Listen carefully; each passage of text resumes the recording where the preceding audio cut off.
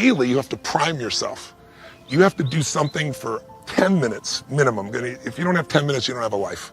And ooh, that's so good. I mean, you gotta do it, right? That's good. If you don't have 10 minutes, you don't have a life to give to priming yourself. That's right. You and if you want a prime life, you want a beautiful life, you want a beautiful family. Oh, I love that you say that. But I do this first time I wake up in the morning. Yeah. People always ask me, how are you so up all the time? But part of it is I attend all these seminars, Yes. I teach all this. But the real reason is you prime yourself. I prime myself. That's what I've done for years. It's like I change my body with this radical breathing pattern or movement. There's many ways to do it. But then I do through 10 minutes, and it usually goes more because I'm enjoying it. Yeah. But 10 minutes is how I get myself to do it. 3.5 minutes of pure gratitude about 3 things.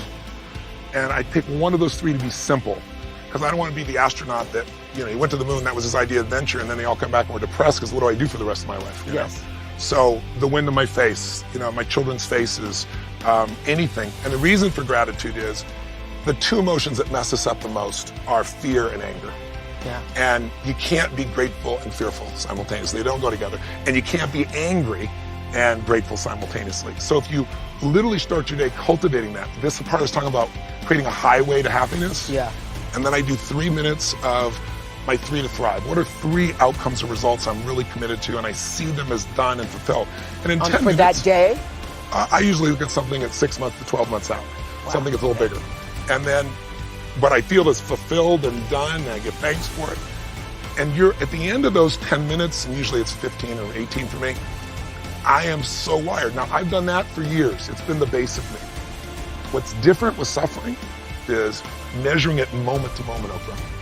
And then the third one for me is, okay, how do I love more? Because love to me is an action. It's not a word. It's not an emotion. It's like, if you love, you act accordingly. So love, and what can I do in a loving way, and then what can I be grateful for? And that little 3-step process ends the suffering.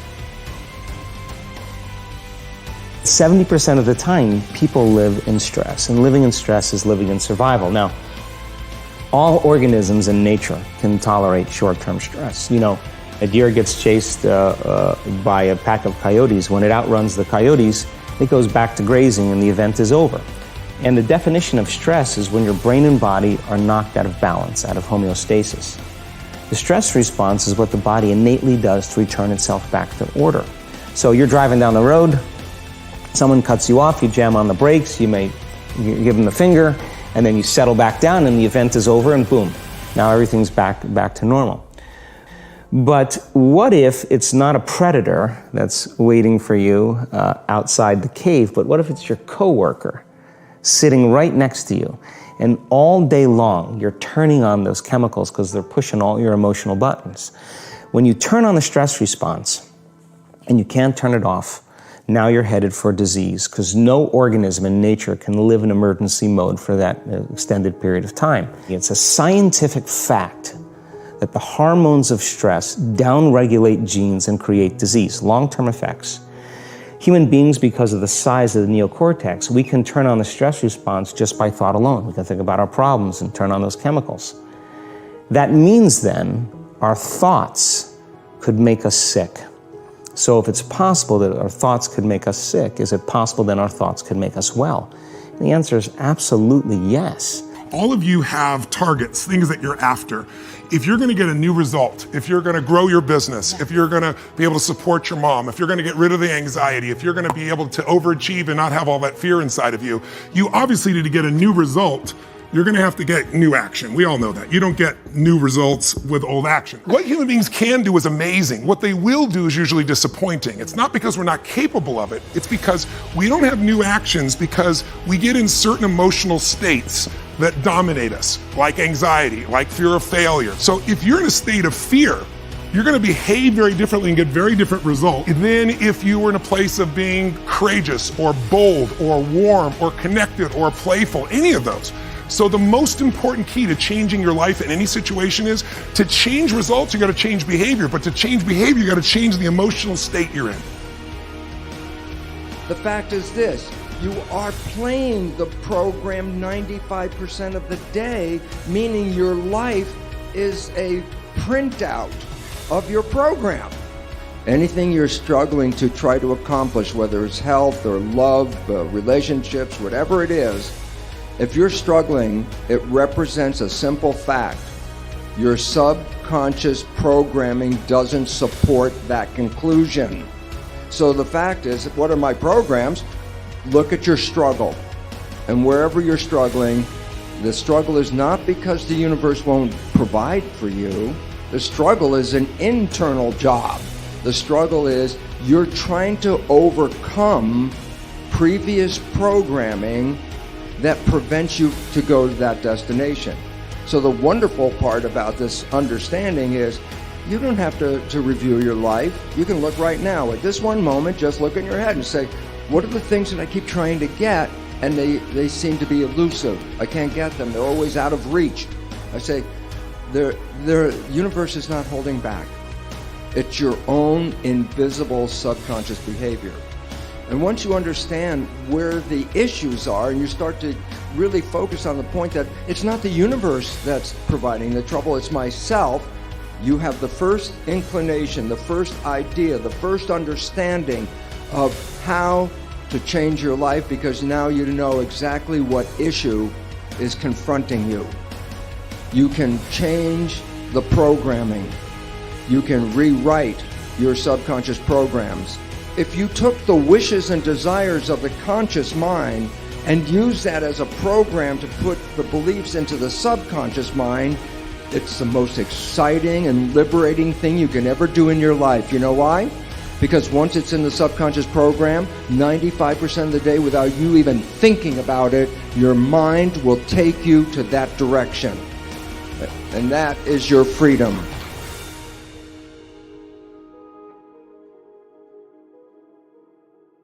I define concentration as the ability to keep that awareness on one thing for a prolonged period of time. So if I can keep my awareness on Eric and not drift away and think about the wedding, or drift away and think about the vacation, or what I'm going to do later, then I'm concentrating on Eric. Every time it drifts away, I bring it back. And the more I practice this, the more I practice concentration. So concentration is the ability to keep your awareness on one thing for a prolonged period of time. And that's a very simple definition of concentration. How do you get better at concentration? You practice this. You practice this 24 hours a day, 7 days a week. And it's the only way to get good at it. And what's the best way to practice it? The best way to practice it is to integrate it into everything that you do in your life. Not to meditate 10 minutes in the morning. It doesn't work. You really need to look at your life the same way a sprinter in the Olympics looks at his life. You've all heard of Usain Bolt, the man that won the gold medal twice, 2 Olympics in a row, broke the world record. I don't know anything about him, to be honest. But if I was looked at him, I would assume he goes to the gym, right? If you look at him, he's pretty ripped. He obviously sprints, he practices running, probably does a lot of long distance, he probably does a lot of stretching as well, I'm sure he gets massages. He looks like he eats the right kind of food, drinks the right amount of water, takes vitamins. His whole day is so disciplined. For what? To prepare him for 9.57 seconds. I think that's what the world record is, right? For 100 meters, 9.5 or 9.57 seconds. His whole day is preparing him for that short time, not the other way around. A lot of people say, you know what, I need to be more concentrated. So you know what, I'm going to meditate in the morning. I'll sit down for 2 minutes. Okay, now I'm Zen master. And the remaining 23 hours and 58 minutes, they just go about being ordinary and crazy. How does that work? How would you change? It's not balanced at all. So if for 23 hours and 58 minutes you were not being concentrated, you allowed your awareness to jump from one thing in your mind to another thing, to another thing, to another thing, to another thing, in an uncontrolled way, what would you be good at? The best way to do it is pick a few opportunities in your everyday life. For example, we all speak with people. When I speak with somebody, I give them my undivided attention. I keep my awareness on them, and the conversation is really brief. Why? Because we're concentrated. We're not being distracted. A 10-minute conversation normally just takes 3 minutes because you're just so focused. And out of a prolonged concentration comes the wonderful power of observation, you just become more observant. And when you become more observant, you see solutions quicker and you solve things quicker. And it's a wonderful, powerful feeling when somebody is concentrated on you and not being distracted. The only way to break a habit, you guys, is not to deal with the triggers. You're never going to get rid of the stress in your life, but you can 100% change your pattern of avoiding work. It's this fear of discomfort. People have this extreme feeling in their mind when it comes to their associations with exercise. That's one of my first feeling, that I could hit the ball from any part of the court and feel like I could do it with closed eyes and make it and know exactly where it's going. It made an impression on me, and since then, for the past 33 years, I've looked in the mirror every morning and asked myself, if today were the last day of my life, would I want to do what I am about to do today? If you try and change yourself according to thinking that, oh, I'm going to a different country, or, I need to please, or I need to not be alien enough, or you're overthinking it. So that's that one voice. This other voice that we walk very far away from is the voice saying, hey man, you ain't doing shit. So what you have to do first is turn up this voice over here. The voice saying things to you that aren't nice. Your body is like a race car that you can juice up yourself. Like, you can add the fat tires, you can add the improved suspension, you can beef up the horsepower in the engine. You can do all that yourself. You have to be open to understand and accept the fact that you won't know everything. Right. And people won't know everything about you. So it's an education. I'm enjoying so much. You have to accept your uniqueness. Yeah, I want to do things that people are like, oh, she's doing that too now. I look for things like that, whether it's acting, producing, I don't know what it'll be. Sure. I don't know. If you want to be an anomaly, you have to act like one. Like, people want all these special things to happen, but then they're acting like everybody else. Victory. I wanted to win.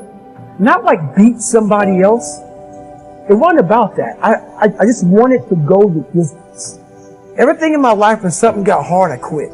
It's this whole new perspective on it. And I think the ease of suffering is always in presentness. When you're in presentness, truly locked in presentness, there is no suffering. There can be pain, but no suffering. Suffering is something created by our own minds. We all think our stuff is the best, and I get that. But yeah, that would be my advice, only because that also is liberating. To me, everything's about breathing, right? To me, everything is about take full ownership for everything, and then everything gets easy, because then you're in control. The more I did this, the more I gained confidence. And then the more I gained confidence, the more I realized I was just sacrificing. And then through that, all these different tools started coming up. But I would have never found these tools if I didn't put myself in a very uncomfortable place.